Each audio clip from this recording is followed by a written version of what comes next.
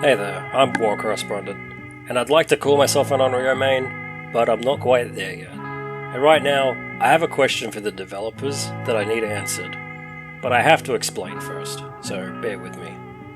It took me a while to get here, but I'm comfortable saying that I'm a pretty fucking good killer.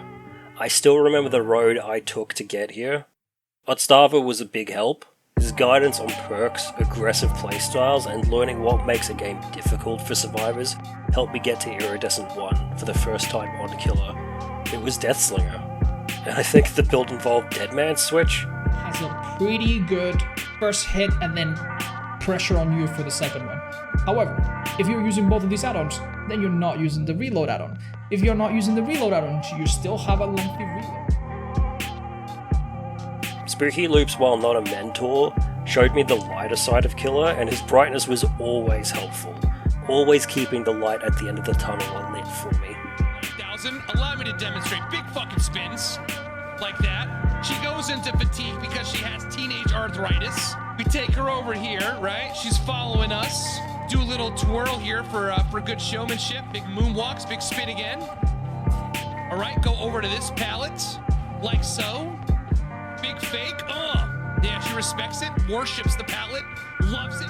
It's hard to boot up a game knowing that you don't get it. Dead by Daylight isn't like Counter-Strike or Mario Kart, where my previous gaming experiences serve me. It's its own thing, with its own plans, ideas, and metagame. Oh, and it'd be remiss to not mention Scott Jund. His early instructional videos were great, especially because they would refute the idea that victory was out of your hands, and that certain courses of action were strictly better. It's countered by people who split up and only gets a few opportunities to use his tier 3. Here's the thing. The whole not healing against Legion thing is not a big deal, because you have ample warning that he's coming. That's why against most killers, survivors, that's true, they're not scared of healing. However, if you'll notice the good survivors, what killers do they heal against? Wraith, Pig, Ghostface, and Myers, because that you can't react to. If a Myers with an 8-meter tear radius whips around a corner, you have less than a second to react to a lunge, to teleport to a pallet. Sadly, I don't watch Scott anymore. You probably know I'm a merchant enjoyer, and after her rework addressing the issues, I could see not only his odd bias in the subject of merchant, but failure to understand that he stokes a community discourse that directly affected players like me. You can't single him out because of that. Most other community figures or chats will pick the low-hanging merchant fruits dogmatically. Chess merchant, delete merchant, yada yada. But I think because of his most level-headed, factual approach and his influence on my early playstyle, his constant negativity against a killer I was getting some enjoyment out of simply felt like a betrayal of sorts, which is kinda sad. I remember hitting Iridescent 1 for the first time, and the excitement I felt as I donated to these community figures, thanking them for their part in helping me along. It's not much, but it was definitely worth shouting them a beer. As time went on, I would run into the occasional dream team of survivors who just juiced me like a lemon. It was so strange, because in other games, when I'm average, running into experts, I can sorta hold my own. Get a couple of my own punches in, tighten up my play to possibly eke out a win, but here the comparison was more like a new chess player going against a grandmaster. Eventually I came across Otofu, who was starting their own scrim night, where players from chat would drop in and try their hand in an environment where you'd be guaranteed a set of survivors who wouldn't sugarcoat it. Force her to go up. I mean, that was a great play from both sides, right? Like, the Nancy tried to use the elevation of the stairs to avoid the birds, but then Ray was just like, yeah, but what if I just force you to go upstairs? You know? And like, really, what can you do? Same thing here. She sets the bird up at the pallet, so Ronnie going and using the pallet, but then gets hit by birds. Now Ray can try to follow up, but she might be able to avoid them. She did, actually. She did avoid them. So that's what I'm saying. I feel like in a lot of situations, it's kind of worth it to just eat the swarm. Doesn't let yourself get swarmed and then try to avoid the follow-up. I never got into Scrim Night, my largest obstacle being my total hours not meeting the minimum, but I did have some local survivors who would give me a chance to have my shit slapped around. A great lesson on its own, frankly. And I did get my very own modicum of criticism from Otofu, who told me the things I needed to hear. No, it wasn't actually. You were just holding W here. So yeah, I just don't like the way that the Shack is played at all. Like, this double vault attempt is at least something. Like, that was like a somewhat of a moonwalk there, but it wasn't really much of anything. There's way better ways to play this. It was a strong reminder that even though I knew the things he was saying, I still needed to remember to apply them consistently in my games. I'm sure you know the feel, Tofu, having someone else help you out in Dead by Daylight, so you'll empathize with me when I say you've likely helped me the most, so thank you so much. Really well in order to get a good result, right? Like, that's just kind of how this game is. There is a lot of like predetermined stuff going into the match, right? Like, if you were playing a stronger killer or if you were on a weaker map, then maybe these mistakes wouldn't have mattered and you would have got a 4K anyway. But yeah, it's just kind of how it is. That's really all I can say, though. That's really it. This was a good match, though. I think WarCorrespondent actually did play this really well. I think the early game especially was like, mwah, fucking chef's kiss, like perfect mind games with like the like invisibility mind games and everything. It was so good. And yeah, that was Onryo gameplay he was critiquing. I really like her, but she's weak. You see, I started out playing Nurse, but realized playing Nurse to a certain skill level was going to take up a large percentage of my Dead by Daylight time. So I favor M1s, because it's nice to swap to Myers occasionally without having the killer change be so jarring from a teleporting strangler. I've come to some other realizations. Otz once put in a small footnote of a comment discussing his potential next main. He so simply described a feeling that I'd had for a long time, but I wasn't able to put into words.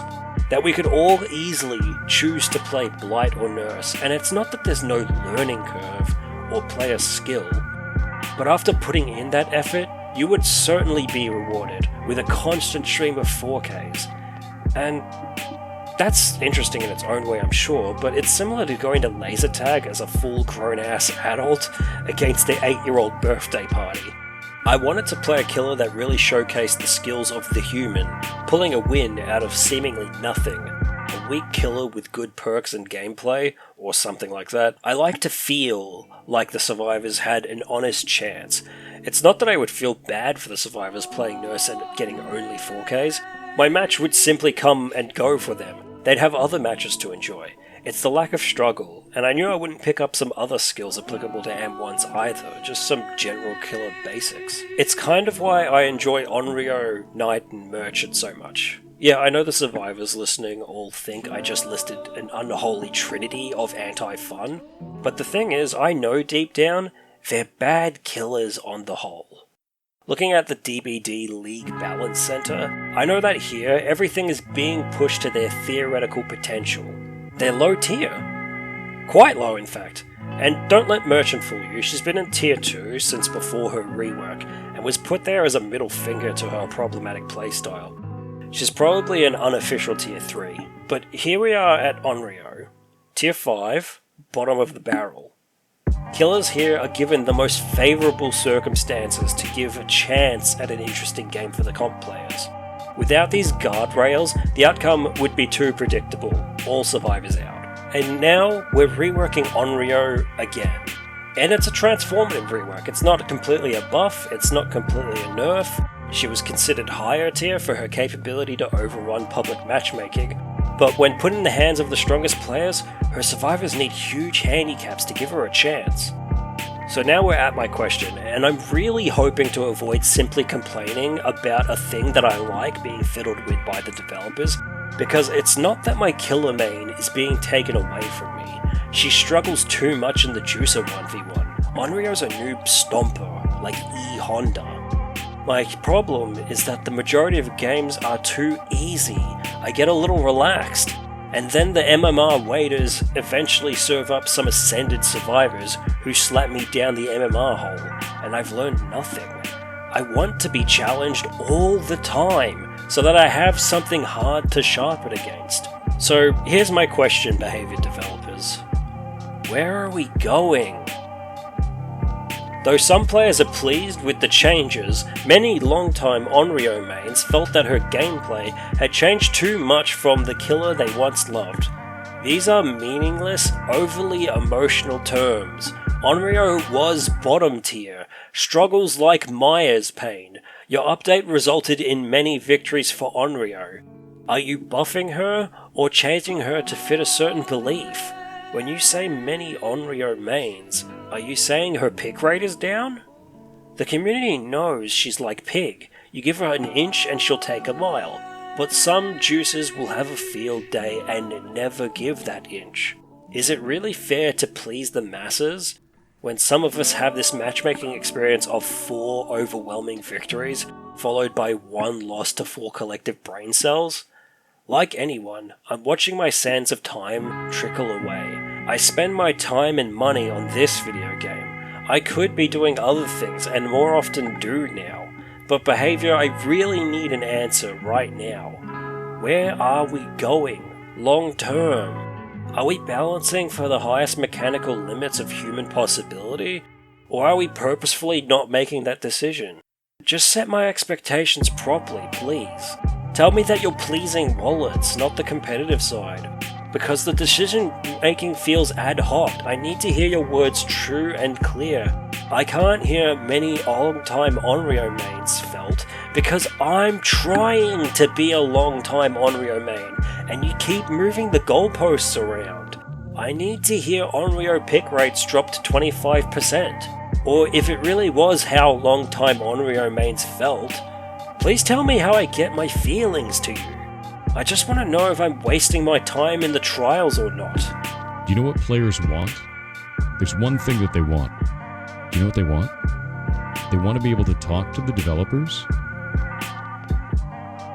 And they want, when they have issues, for the developers to talk back to them. That's it. They want to have a conversation about the game they are spending their time and money on. That's what they want. Amazing, right? Amazing. That's it. That's all they want.